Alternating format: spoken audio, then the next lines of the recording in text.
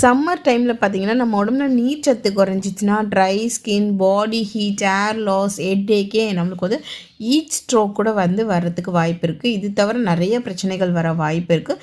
So அதனால் கண்டிப்பாக இந்த சம்மர் டைமில் பார்த்தீங்கன்னா நம்ம வந்து நீர் சத்து நம்ம உடம்புல வந்து தண்ணி வந்து அதிகமாக வந்து எடுத்துக்கணும். இல்லை அப்படின்னா வந்துட்டு நீர் சத்து சார்ந்த உணவுகளும் வந்து எடுத்துக்கணும். எக்ஸாம்பிள் பார்த்தீங்கன்னா வந்துட்டு நீங்கள் வாட்டர் மிலான் வந்து எடுத்துக்கலாம், அண்ட் ஸ்ட்ராபெரி வந்து எடுத்துக்கலாம், அண்ட் பார்த்திங்கன்னா மஸ்க் மிலான் சொல்லுவாங்க, அது எடுத்துக்கலாம். ஸோ ஆரஞ்சு பழம் வந்து நம்ம நாட்டு ஆரஞ்சு கிடச்சாலும் ஓகே தான், எடுத்துக்கலாம்.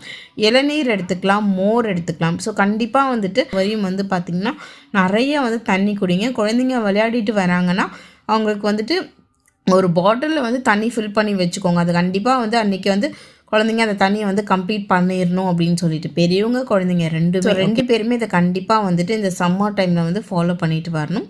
ஸோ இது போல் வீடியோஸ் தொடர்ந்து பார்க்குறதுக்கு நம்ம சேனல் லைக் பண்ணி ஃபாலோ பண்ணிக்கோங்க.